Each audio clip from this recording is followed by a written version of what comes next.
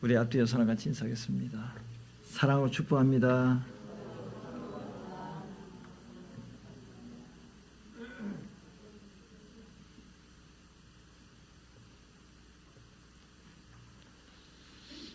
오늘의 설교 제목은 하나님의 상속자인데요. 지금 이제 그림이 나와 있는데, 지금 바울이 그 아시아에 있는 갈라디아 지역에 분포되어 있는 여러 교회에 바울이 보낸 서신이 갈라디아서입니다. 교회가 한 군데 있었는 게 아니고 여러 지역에 흩어져 있었는데, 각 교회마다 서신을 보낸 것이 아니라 한 교회에 서신을 보내면 그 교회에서 읽어보고 또 다른 교회로 이렇게 회람 서신이었던 것이죠. 이 갈라디아서가 왜 꼭 필요했냐면 바른 복음이 필요했습니다. 바른 복음, 참된 복음. 왜? 교회 안에 거짓된 복음을 증거하고 주장하는 율법주의자들이 있었기 때문에 바울이 갈라디아서를 쓰게 된 것입니다. 여러분, 우리가 구원을 어떻게 받지요? 율법의 행위로 받습니까? 믿음으로 받습니까? 확실히 믿습니까? 갈라디아서 2장 16절이 갈라디아서 6장에 있어서 핵심 구절이기도 해서 여러 차례 같이 읽게 되었는데, 여기 제가 읽어드리면, 사람이 어렵게 되는 것은 율법의 행위로 말미암음이 아니요 오직 예수 그리스도를 믿음으로 말미암은 줄 알므로 우리도 그리스도 예수를 믿나니 이는 우리가 율법의 행위로서가 아니고 그리스도를 믿음으로써 어렵다함을 얻으려 함이라. 율법의 행위로는 어렵다함을 얻을 육체가 있어요, 없어요? 없다. 우리 지난 한 주간에 살아오면서 10계명대로 또 10계명을 풀어서 확대시킨 613가지 계명, 하라는 계명 248가지, 하지 말라는 계명 365가지, 합쳐서 613가지 계명, 그거를 하나라도 어기지 않고 다 지키면서 한 주간 사시다가 이 시간에 이 자리에 나오셨지요. 한 주간에 살아가면서 화 낼 일이 있었는데도 화도 안 내고, 거짓말 일이 있었는데도 거짓말 안 하고, 소극적인 면에서 죄를 범하지 않는 것뿐만 아니라 적극적으로 선을 행하면서 살았습니까? 적극적으로 선도 행하면서. 우리가 하나님 뜻대로 말씀대로 산다는 것은 하나님 사랑, 이웃 사랑인데, 소극적인 면에서는 하지 말라는 거 안 하는 거겠죠. 적극적인 면은 하라는 거 하는 거예요. 근데 내가 하지 말라는 거 안 함으로써 있었다. 그러므로 나는 온전한 한 주간을 보냈다라고 말을 할 수가 없는 거예요. 왜? 적극적으로 하라는 거 해야 된다고. 그런 의미에서 본다면 저와 여러분들의 한 주간 삶을 돌아보면 정말로 우리도 너무나 부족하고 허물과 죄가 많은 사람이다라는 것을 고백할 수밖에 없습니다. 그래서 매일매일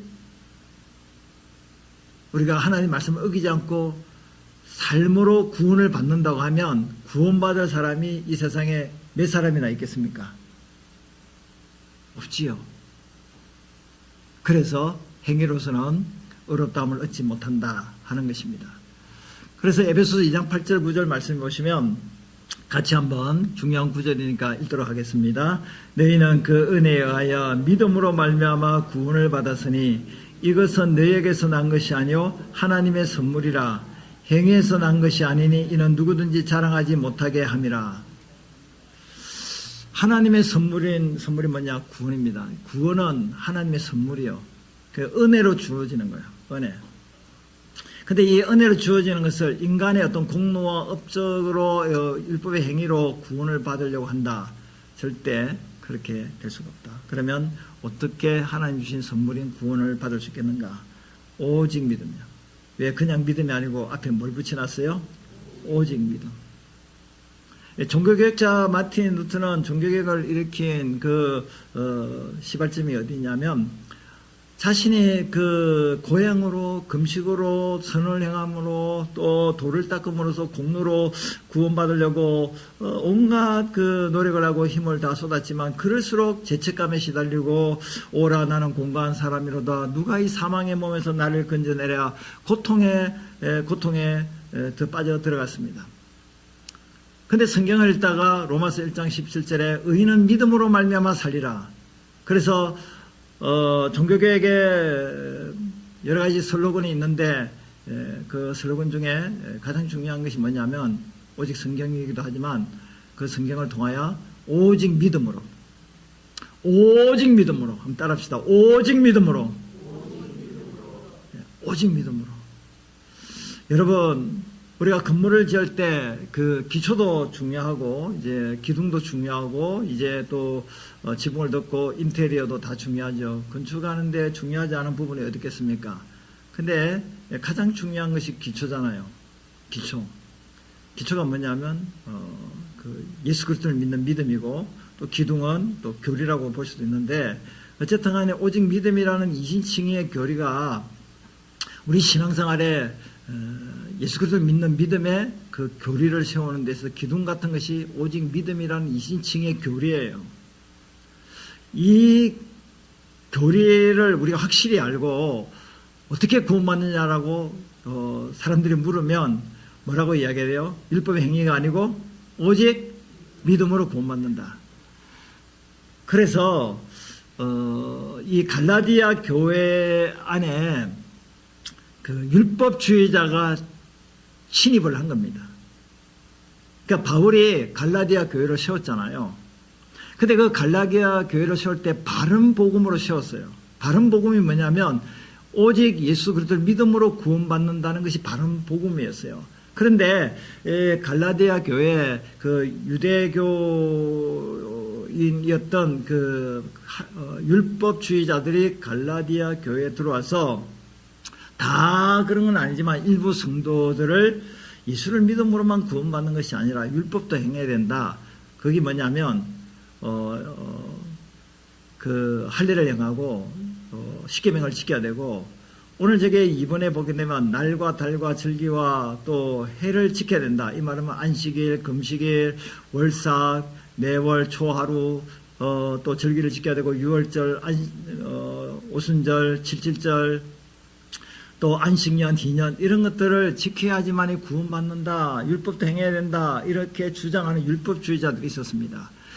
그래서 이 갈라디아 성도들이 예수를 믿음으로 구원받는다는 바른 복음을 듣고 또 하나님의 은혜를 경험하고 체험을 했음에도 불구하고 유혹자들에 의해서 이제는 어디로 돌아가게 되냐면 초등학문으로 돌아가게 되는 겁니다. 초등학문이라는 것은 율법을 통하여 구원받고자 하는 그것이 바로 초등학문으로 돌아가는다는 겁니다. 그래서 그 율법의 종로를 하게 됐다는 것이에요. 그래서 바울은 그러한 갈라디아 성도들에게 유혹을 경계하라. 여러분 오늘날에도 이 바른 복음을 거짓된 복음으로 바른 복음을 공격하는 많은 잘못된 교리 그리고 이단들이 우후죽순처럼 우리 주변에 많이 있는 것을 보게 됩니다. 여러분 저와 여러분들이 예수를 믿음으로 구원을 받았는데 이단들은 성경 외에 몰몬경, 성경 외에 깨어라 파수대, 성경 외에 뭐 다른 것들을 그 부수적으로 교리를 채택해서 그 성경 외에 다른 그 가르치는 교리를 통하여 구원을 받는다고 이야기해요. 그러니까 예수를 믿음으로만 구원받는 게 아니고 자기 이 종교단체에 들어와야 구원받는다. 그리고 자기들이 가르치는 그 성경 외에 다른 교리를 그 교주의 가르침과 지도를 받아야지 구원을 받는다라고 이야기하든지 그렇지 않으면 이 고행을 통해서 수도를 돌을 닦아서 선행을 행해서 인간의 어떤 공로로 이렇게 구원을 받는다라고 주장하는 많은 거짓된 교사, 선지자, 잘못된 복음을 전하는 이단들이 많이 있다는 거예요.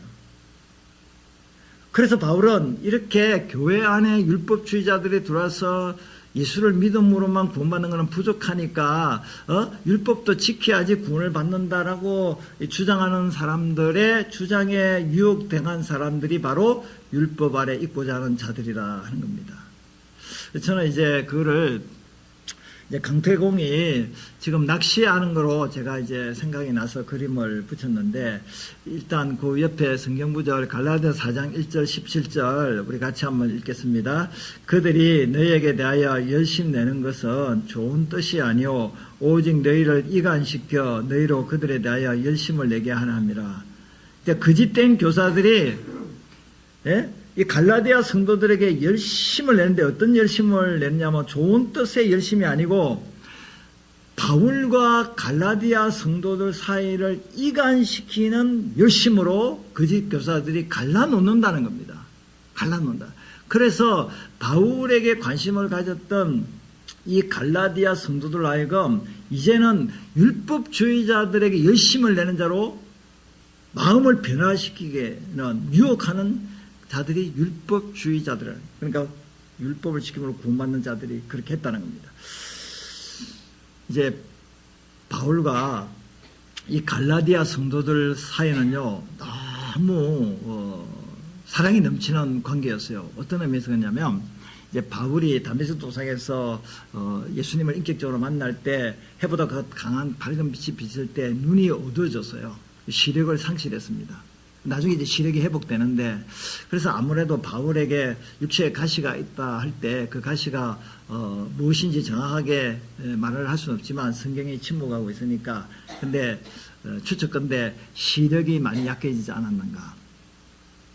그래서 이제 갈라디아 성도들과 그 바울의 관계는 어떤 좋은 관계냐면, 바울이 그 시력이 약한 것을 용납하고 사랑으로 그를 받아준 거예요. 시력이 약한 것에 대해서, 육체에 약한 것에 대해서 도와주고 섬겨주는 거죠. 그리고 바울이 말을 할 때 그 바울의 복음의 메시지를 천사의 말같이 들었고요. 그리고 예수 그리스도와 같이 그렇게 바울을 대하고 들었어요. 그러면서 바울이 시력이 안 좋으니까 자기들의 눈까지 빼서 바울에게 주고자 하는 마음까지 있었어요. 이와 같이 바울과 그 갈라디아 성도들에게는 너무나 좋은 관계에서 바른 복음에 서 있었는데, 율법주의자들이 들어와서 그 바른 믿음을 깨뜨리고 바울과 갈라디아 성도들 상계에 이완시켜서, 아니다, 바울이 말한 전한 복음은 거짓된 복음이고 우리가 전한 복음이 참 복음이다. 그러므로 예수를 믿음으로만 구원받는 것이 아니라 율법을 지켜야 구원받는다. 행위 구원을 강조할 때 이 갈라디아 성도들 중에 많은 성도들이 그리로 넘어갔다는 겁니다. 그래서 이게 이제 낚시 금지라는 말은 뭐냐면, 지금 저기는 낚시를 하면 안 되는데요. 근데 낚시를 하고 있습니다. 이 말은 뭐냐면, 이단들이 지금도 예수 믿고 구원받은 우리를 지금 이단의 그 유혹, 미끼로 우리를 지금 낚시를 하고 있어요. 그래서 이단들은 영혼을 사냥하고 다녀요. 우리는 전도잖아요. 전도가 뭐예요? 예수 믿지 않은 불신자들을 예수를 믿게 해서 구원받게 하는 것이 전도잖아요. 근데 이단들은 뭡니까? 예수를 믿는데, 교회를 다니는데, 교회가 붙어 있는데도 불구하고, 띵동띵동해서, 유월절을 지킵니까? 또 비유풀이다. 그리고 또, 복음방이다. 그리고 선교사를 만나지 않겠나. 등등 해서, 우리에게만 구원이 있다라고 해서 이단들이 얼마나 극성을 피우고 우리를 유혹하고 있습니까? 그러니까 낚시 금지구역에 이단들은 낚싯대를 내리고 믿는 사람을 낚아채고 있다는 사실이에요.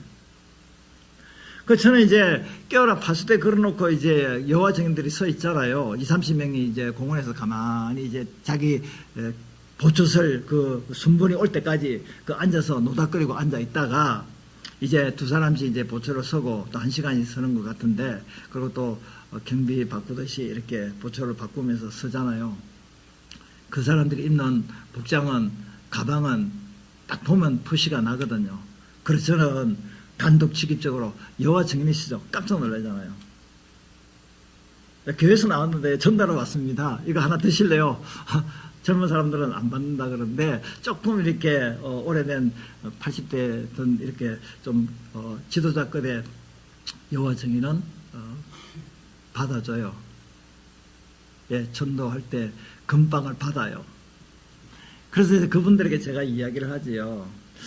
예전에 교회 나갔었지요. 무조건 이제 이단들에게는 단독 직입적으로 얘기해요. 예전에 교회 나가셨죠. 말 못해요. 교회 나갔거든 예전에. 지금 이단에 빠진 거잖아요. 근데 교회 다니시다가 왜 그 이단으로 가셨죠? 또 질문을 해요. 웬 아저씨가 와서 이거 지금 장사를 하는데 지금 웬 깽판을 치려고 저렇게 하나 이렇게 그런 모습으로 저를 보지요. 그렇지만 이단도 나를 전도라고 그들은 표현하지 않고 인도하기 위해서 저를 외면하지는 못하잖아요. 왜 교회 다니시다가 왜 그 이단이란 말은 또 싫어하니까 왜 그렇게 됐습니까? 말 못해요. 그러면 이제 그쪽에서 뭐라고 이야기하면 제가 듣습니다. 그럼 제가 한마디 할까요? 어떻게 구원을 받지요? 어떻게 영생을 얻지요? 어떻게 천국 가지요? 그러면 여러분들은 어떻게 대답하겠습니까? 어떻게 구원을 받지요? 어떻게 천국 가지요? 예? 예수를 믿음으로. 그 말이 우리는 쉽게 나오잖아요. 그런데 그 사람들은 쉽게 안 나와요. 왜 쉽게 안 나올까요? 내가 제대로 살았나? 내가 이거 교리대로 이 모임의 단체에서 얼마나 헌신하고 충성 봉사했는가? 바이디온이라는 게 있어요. 예. 바이디온인가? 하여튼에 그 여호와정에는 들어가게 되면 한 달에 100시간을 전도를 해야 돼요. 의무적으로 100시간을. 그래서 들어가면 이제 우리가 말하는 전도, 인도를 그들은 의무적으로 초신자부터 그렇게 하는 것을 원칙으로 되어 있으니까 자동적으로 그렇게 하게 됐습니다. 그러니까 그들이 이제 그렇게 못 살거든요. 그 14만 4천 명이 이제 그 상징적인 숫자인데 이제 문자적으로 그들은 해석하고 신천지도 그렇게 해석을 해서 14만 4천 명 숫자만 천국에 간다고 봐요. 그리고 그 14만 4천 명만 하늘에 가서 있어요. 나머지는 거기 못 가고 이 지상에서 새하늘과 새 땅에서 지상에서 살아요. 지상 천국에서. 하늘나라 못 가요. 왜 못 가느냐? 14만 4천 명은 여자를 또 정절을 지키고 어쩌고 거룩하고 아주 흠이 없이 산 사람만 14만 4천 명이 들어간다는 이런 성경의 계시록에 기록이 되어 있거든요. 그 때문에 어떻게 구원받습니까? 라고 물으면 대답을 못 해요. 그리고 이제 통일교 지금 문수명 선문대학교인가 거기 아마 입학한 친구 같은데 그 유승민 우리 청년이 그때 당시 청년이 저를 뭐랄까 친척이니까 좀 만나서 복음을 전하면 좋겠다라고 해서 제가 그 집에 가서 만나서 이야기를 하는데 제가 말하는 이 복음의 진리는 들으려고 하지 않고 도리어 저를 이 태블릿 PC 갖다 놓고 문수명이가 뭐 했다 하는데 거기서 성경 구절을 갖다 대는데 보면니까 뭐 쉽게 말하면 이제 사서상경 사서 그런 거 상강 이렇게 그 도덕적으로 윤리적인 어떤 그런 게 있지 않습니까?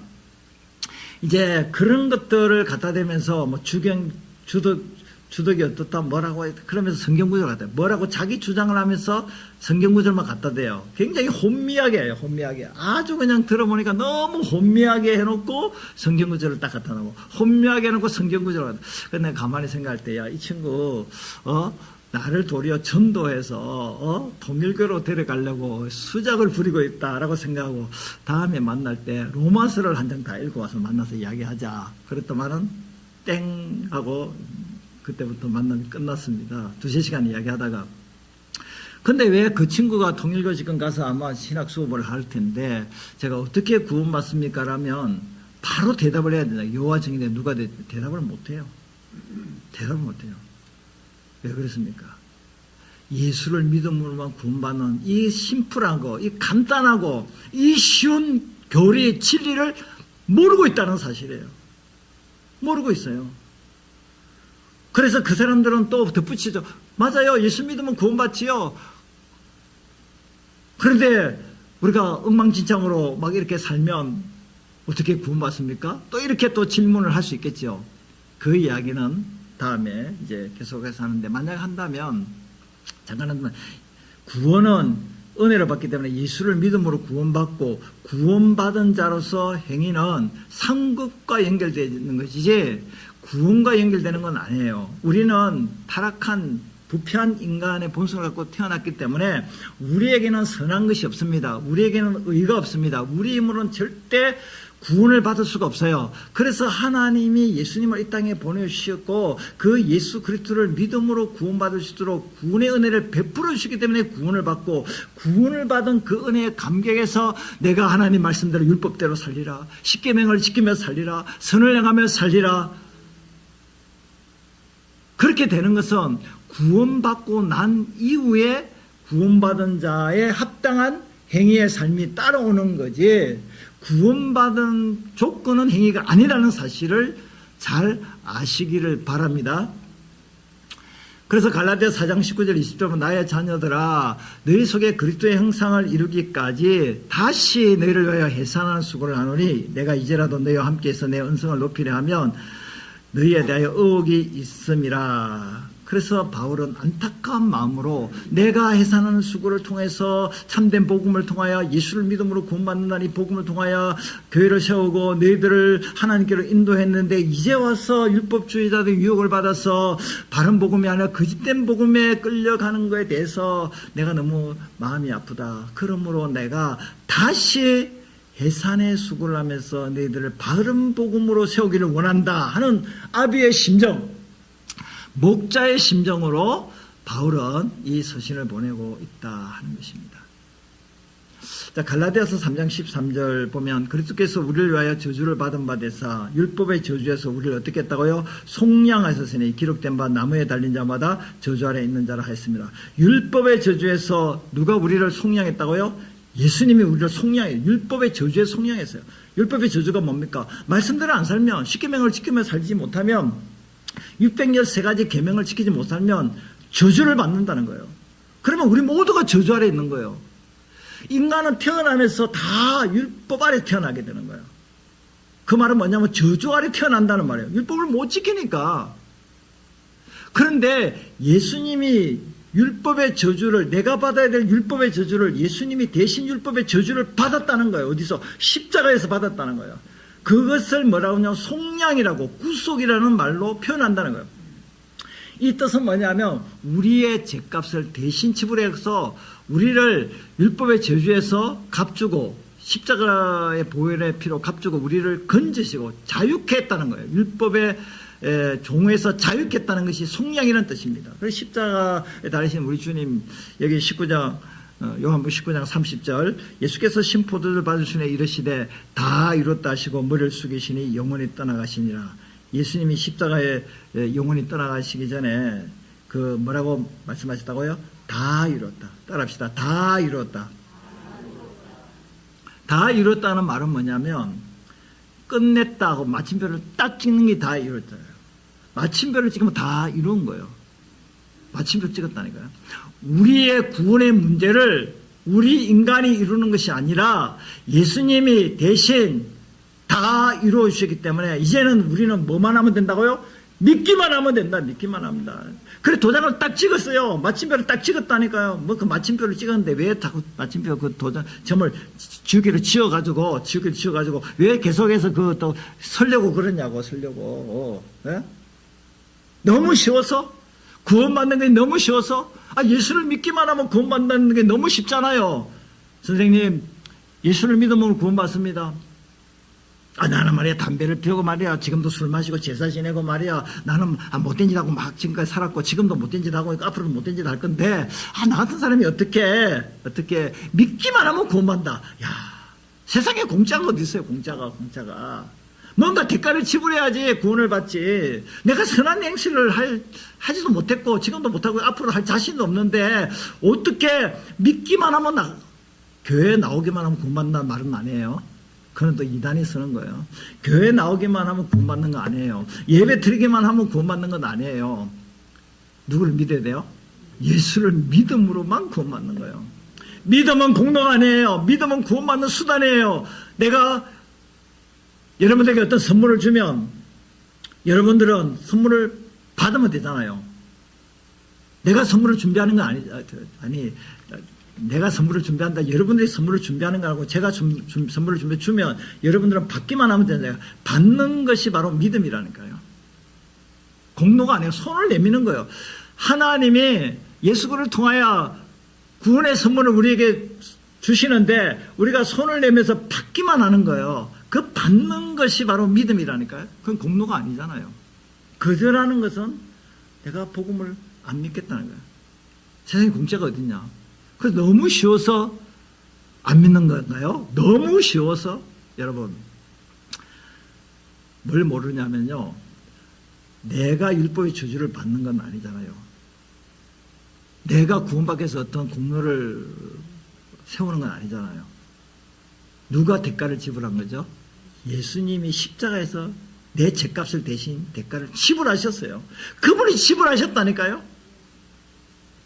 내가 빚을 엄청나게 져가지고 빚 못 갚으면 지금 이제 내 차 들을 뿐만 아니라 내 재산 다 날아갈 뿐만 아니라 나도 이제 깜방에 들어가고 내 가족은 다 들어가는데 누가 딱 나타나서 우리 목사님이 나타나서 우리 목사님 원종백 목사가 나타나서 얼마입니까? 1억 빚졌습니까? 예, 제가 1억 쫙 사인해서 5억 빚졌습니까? 딱 사인해서 딱 이래서 내가 갚아주면 그 사람이 나올 수 있잖아요. 빚값을 넘기면 내가 그 대신 갚아줬어. 그게 은혜잖아요. 내가 공로로 선행으로 율법 준수로 내가 내 힘으로 구원을 못 받는다니까요. 아무도 그렇게 할 사람 없어요. 그래서 누가 대신해 주신 거예요? 예수님이 대신 값을 치렀다니까요. 십자가에 값을 치렀다니까요. 다 이뤘어요. 도장 찍었습니다. 다른 걸로 덧붙이면 안 되는 거예요. 덧붙이면 이단이 되는 겁니다. 그래서 갈라디아 4장 4절부터 5절은 때가 참에 이제 복음의 때가 찼습니다. 복음이 전파될 그 때가 되었습니다. 하나님의 타이밍이 되었습니다. 그때 하나님이 그 아들 예수님을 보내사 여자 동정녀 마리아에게 나게 하시고 율법 아래 나게 하신 것은 이유가 뭐냐면 율법 아래 있는 자들을 율법 아래 있는 자들을 이제 자유케 하기 위해서 오셨고 또 그 다음에 중요한 게 뭐냐면 우리로 아들의 명분을 얻게 하려 하심이라. 아들의 명분. 하나님이요, 우리를 죄에서 어렵다, 죄를 사하시고 죄 사함을 주셨을 뿐만 아니라 우리를 하나님의 자녀로 뭐 했다고요? 입양시켰어요. 이제 1세기 로마 시대 때는 그 노예들이 그 한 3분의 1 정도가 노예였어요. 반 가깝게 인구가 노예였어요. 이제 노예가 되는 경우는 이제 전쟁포로라든지 빚을 못 갚았다든지 중범죄자가 노예가 돼요. 뭐 그 외에도 노예가 되는 케이스도 있지만 그런데 그 노예가 됐을 때 그 주인에게 이제 자식이 있어도 뭐 입양시킬 수 있지만 자식이 없을 때 친아들로 이제 노예를 입양시켜서 아들로 삼으면 그 아들의 신분도 노예에서 아들로 신분도 바뀌어질 뿐만 아니라 모든 주인이 가졌던 그 유산을 주인이 가졌던 모든 신분들을 다 입양된 아들이 친아들과 동일하게 누릴 수가 있어요. 그러니까 저와 여러분들은 예수를 믿지 않을 때는 마귀의 자식이었어요. 그런데 죄의 종로란 마귀의 자식인 우리를 예수님께서 핏값을 지불하고 우리를 죄에서 구원하실 뿐만 아니라 아들로 딸로 입양시켜 주셔서 우리가 예수님처럼 친아들은 아니지만 입양된 자녀가 됐다는 사실이에요. 그래서 요한복음 1장 12절에 영접하는 자 곧 그 이름을 믿는 자들이 하나님의 자녀가 되는 권세를 믿으면 하나님의 자녀가 돼요. 이 앞뒤 사람 같이 인사하겠습니다. 하나님의 아들 딸이 된 걸 축하합니다.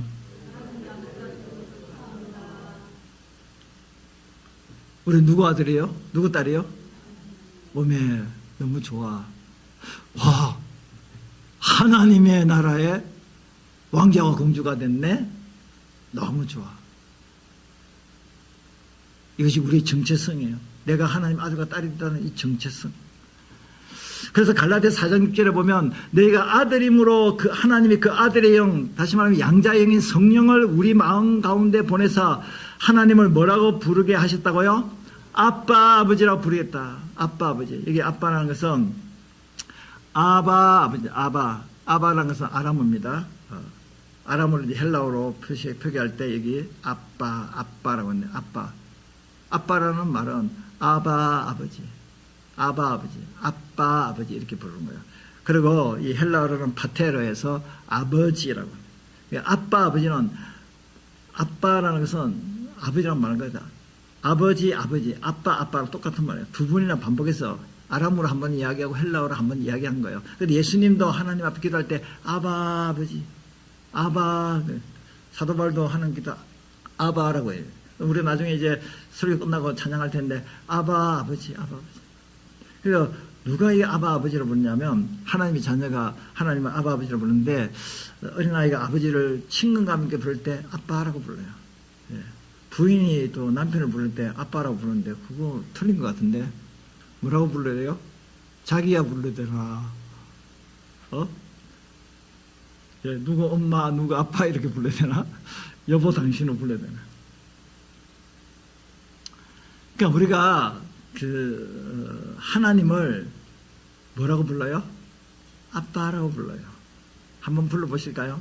아빠라고 부르면 조금 간지러우면 아버지라고 불러도 상관없어요. 한번 불러보시다. 시작. 예. 우리의 아버지가 누구예요? 하나님 아버지. 문수명이가 아버지가 아니고, 안상홍 씨가 아버지가 아니고, 예? 이만희가 아버지가 아니고, 육신의 아버지는 있지요. 육신의 아버지는 있지만, 우리가 영적으로 이제 하나님의 자녀로 입양이 됐기 때문에, 우리 하나님을 아버지라 부르게 됐다는 거예요. 예수님이 바리새인들에게 너희 아비는 마귀다. 너희들은 마귀에서 났다. 마귀의 자식들아, 독사의 새끼들아 그렇게 했는데 우리는 이제는 예수 믿고 구원받아서 하나님의 자녀가 되어서 하나님을 아버지라 부르게 됐다는 사실이에요. 얼마나 엄청난 이 축복을 받는지 몰라요. 여러분 아버지가 좀 거시기해도 그런 거시기한 아버지가 아니고 우리 하나님은 어떤 아버지예요?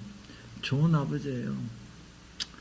우리 같이 모임에서 어떤 목사님 그 이야기가 저한테는 조금 약간 충격적이 돼서 1부 예배 때도 갑자기 생각나서 이하로 들어 이야기했는데 2부 예배는 넘어갈까 하다가 제가 이야기를 드리는데 그게 참 아버지로서 어쩌면 당연한 건데 아버지로서 참 당연하지만 참 대단한 아버지다라는 생각을 했기 때문에 제가 그 예화를 갑자기 생각나서 설교 중에 들었는데 그 이야기가 뭐냐면 그 목사님이 저기 전라도 순천에서 목회를 하다가 이제 단견에서 좀 목회를 하다가 이제 이사를 왔는데 아이가 이제 전학을 왔기 때문에 학교가 조금 거리가 있어서 아버지가 새 자전거를 사주었어요. 그래서 첫 등교하는 날 자전거 타고 가서 수업을 하고 잠깐 뭐 이 자전거 있는지 봤는지 수업 끝나기 전에 자전거를 확인했는데 자전거가 없어진 거예요. 분실한 거예요. 누가 훔쳐간 거예요. 그래서 아버지에게 전화가 왔습니다. 전화를 했어요. 아빠 저 자전거 잃어버렸는데요. 그러면 여러분 같으면 어떻게 할까요? 야, 이 녀석아, 새 자전거 첫 등교할 때 내가 비싸게 사줬으면, 그러지, 열쇠를 앞에도 잠그고, 뒤에도 잠그고 해서, 어쨌든 철저하게 좀 분실하지 않도록 조성놈이 훔쳐가지 못해 잘 관리를 해야지. 그렇게 혹시 부정하거나 또 책망할 수도 있을 텐데, 그렇게 하지 않고 아들에게 연락도 안 하고, 예? 새 자전거 하는데 딱 사서 다 갖다 놓고, 아들아, 네가 자전거 잃어버렸다고 마음 상하게 생각하지 말고 아빠가 새 자전거 사놨으니까 학교 공부 끝나고 올 때 그 자전거 타고 오라 라고 이야기를 했다더라고요. 그래서 야, 감동이네. 나 같으면 또 저렇게 했을까? 지금은 이제 그렇게 합니다. 지금은 그렇게 이제 좋은 아빠 되려고 많이 노력하고 있습니다. 지금 열심히 물론 회개도 하고. 회개는 어떤 사람은 막 잘못해서 아들아 딸아 내가 여보 내 정말 잘못해서 해놓고 또 원상태로 또 그렇게 하면은 뭐 잘못했다고 회개했다고 하더만 뭐 똑같아 이거 회개 믿을 수 신빙성이 없어라고 하는 것보다 회개는 조금 뭐 어설프게 좀 미안하다 이렇게 했지만은 막 눈물 흘리고 무릎 꿇고 뭐 뭐 잘못했어. 이렇게나 못했다 할지라도, 그래도 삶이 달라진 모습 속에서 회개의 열매를 맺는 것이 있습니다. 저도 이제 많이 좋은 아빠가 되려고, 친근한 아빠가 되려고 많이 노력하고 있습니다. 할렐루야. 예. 제가 말씀드린 그 목사님 이야기, 저 이야기 하려는 것이 아니라, 비교할 수 없을 정도로, 예? 악한 부모라도 좋은 것을 줄 줄 알고는 하늘에 계신 하나님 아버지께서 구하는 자에게 좋은 걸 주지 않겠느냐. 하나님은 그런 아빠예요. 그런 좋은 아빠입니다. 우리 아빠가 좀 그 시간 권위주의 아빠랄지라도 그런 아빠 생각하지 말고 지워버리시고, 우리 하나님 아버지는 어떤 아빠요? 좋은 아빠예요. 당자와 같이 살다가 집으로 돌아가면 대문 밖에서 기다리면서 끌어안고 좋은 옷을 갈아입히고 가락기를 끼우고 잔치를 벌이는 그 아빠가 우리 하나님 아버지시라니까요. 그 아버지를 자녀가 됐다는 것이 너무나 큰 축복이다. 그리고 거기서 끝나는 게 아니고요. 갈라디아 4장 7절에 보면 하나님의 상속자라는 말이 나오는데요. 그러므로 내가 이후로는 종이 아니요 이제 아들이니까, 아들이면 하나님으로 말미암아 뭘 받는다고요? 유업을 받을 자다. 유업을 한다. 그래서 로마서 8장 16절 18절 보면 우리 한 절씩 교독하도록 하겠습니다. 제가 16절 먼저 읽을게요. 성령이 친히 우리 영과 더불어 우리가 하나님의 자녀인 것을 증언하시나니,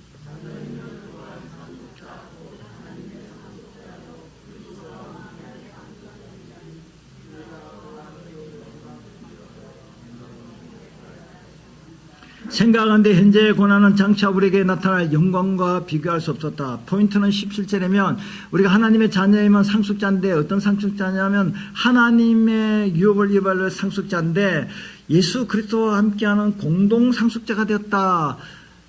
예수님이 하나님부터 하늘의 유업을 상속받은 것처럼, 영광을 상속받은 것처럼 우리도 예수님과 동일하게 하나님의 상속자로서 하나님의 영광을 상속받는 자가 되었다 하는 거예요. 야, 자녀가 되었다는 것도 놀라운데 하나님의 나라의 유업을 이어받을 상속자가 되었다. 너무나 놀라운 거예요. 그래서 이 바울이 좀 복잡하지만은 그 상속자에 대한 이야기를 오늘 본문 마지막 절에 하고 있는데요. 아브라함에게는 두 아들이 있었습니다. 이삭과 이스마엘인데 이 두 아들이 상속자잖아요. 근데 실제 상속자는 이스마엘이 아니고 이삭입니다. 왜 그러냐면 아브라함에게 두 아들에서 이스마엘 같은 경우는 여종 하갈의 자녀이기 때문에 육체의 자녀예요. 이거를 왜 이야기했냐면 아브라함의 상속자가 되려면 율법으로는 안 된다. 이 이야기를 하려고 이스마엘은 종의 자녀이기 때문에 상속자가 아니다. 율법으로는 상속자가 될 수 없다. 그 이야기를 비유로 설명을 한 거고요. 또 하나는요. 아브라함의 진정한 상속자는 이삭인데, 이삭은 본처인 사라의 자녀, 종인 하갈이 아니고 본처인 자유인인 여자인 사라의 자녀인 그 이삭은 약속의 자녀다. 백세의 아들 이삭을 낳았잖아요. 하나님이 약속한 아들이 불가능한 가운데 낳은 아들이 이삭이에요. 그 약속으로 낳은 자녀가 이삭이에요. 그래서 아브라함의 상속자는 이스마엘이 아니고 이삭이 아브라함의 유산을 이어받을 상속자는 거예요. 그래서 갈라디아서 4장 28절에 형제들아 너희는 예수 믿는 너희는 이삭과 같이 약속의 자녀라. 우리는 누구의 자녀예요? 종의 자녀예요? 약속의 자녀예요? 우리는 약속의 자녀예요.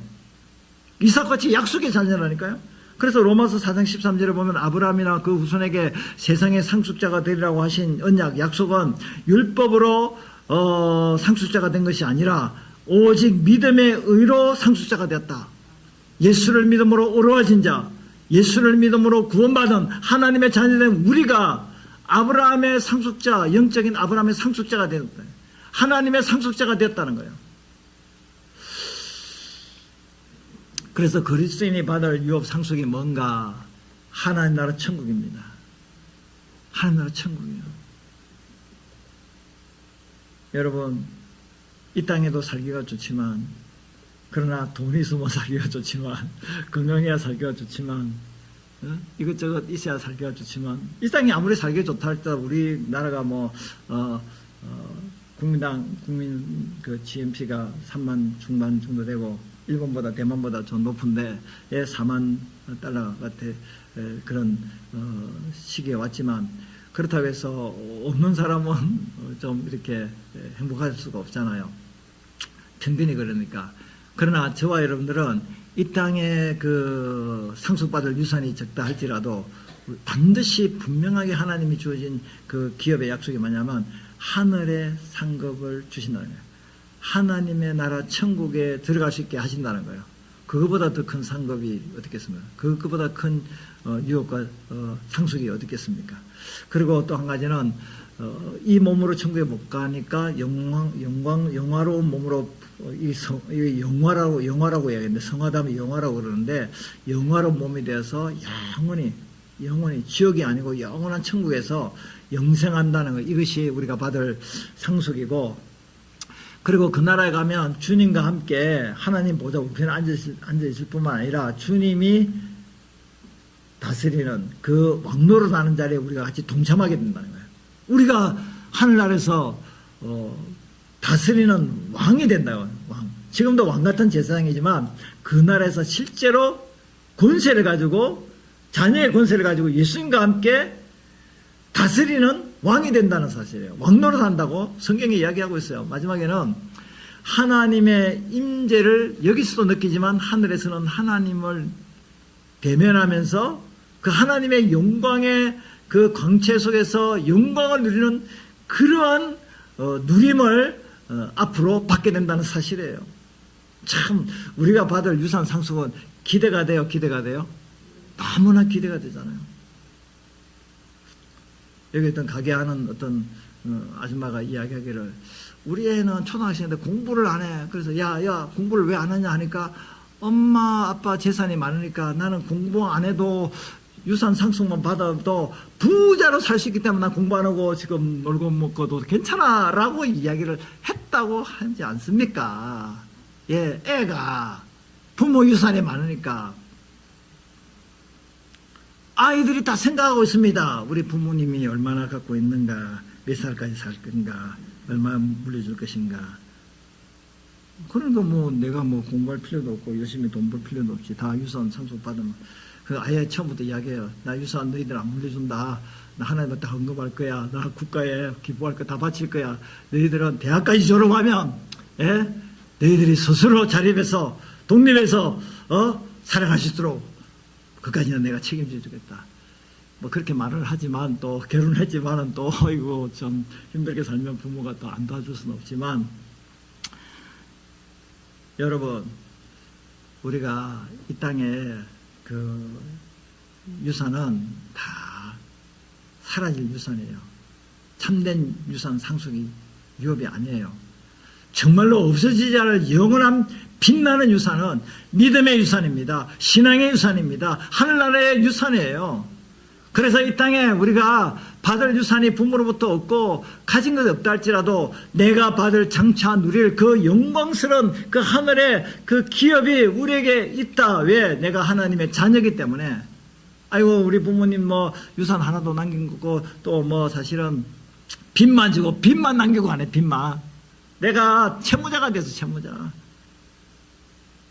그래서 부모 빚을 내가 갚아야 돼. 얼마나 참 비참합니까?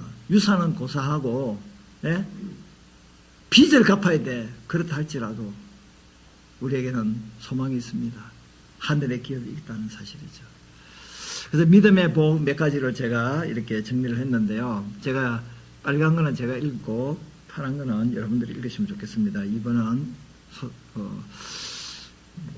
홀수는 제가 읽겠습니다. 제사함과 어렵다 하심 칭이 성령을 받아 하나님의 상속자가 된 기도 응답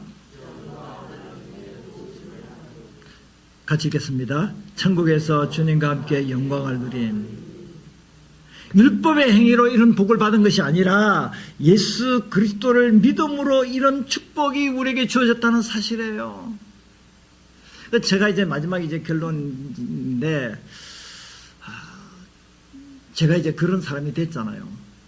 그러면 매일매일 어떤 삶을 살아야 될까요? 어떤 느낌으로 살아야 되겠어요? 구름 위에 살아야 되겠어요? 가시밭길 위에 살아야 되겠어요? 내가 기분이 구름 위에 손오공처럼 이렇게 둥둥 떠다니는 그런 삶을 살아야 되겠어요? 내 인생이 왜 이렇게 광야길이고 가시밭길이고 꽃밭길이면 좋고 돈 세다가 죽으면 좋은데 왜 이렇게 힘들까? 징징거리며 살아야 돼요. 주님을 경배하고 찬양하고 예배하고 항상 기뻐하라, 쉬지 말고 기도하라, 범사에 감사하라, 그렇게 살아야 됩니까? 근데 제가 이제 이 말씀을 준비하고 전하면 이 시점에 나는 과연 제3을 받아 영생을 누리는 그 성령을 받아서 하나님 자녀가 되고 하나님을 아버지라고 부르고 하늘의 기업을 이어받을 상속자라고 하는데 내가 거지같이 사느냐?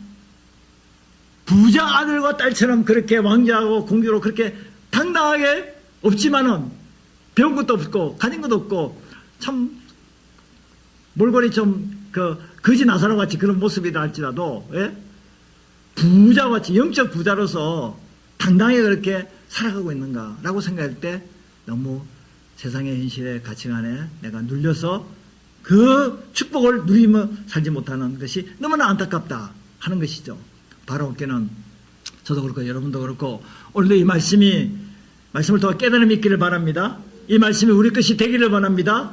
그래서 주님의 크신 은혜를 항상 감사하고 주님만 사랑하고 찬양하고 믿음과 순종의 삶을 살고 천국을 소망하며 모든 영광을 주님께 돌릴 수 있는 저와 여러분들의 신앙생활이 되기를 간절히 축원합니다.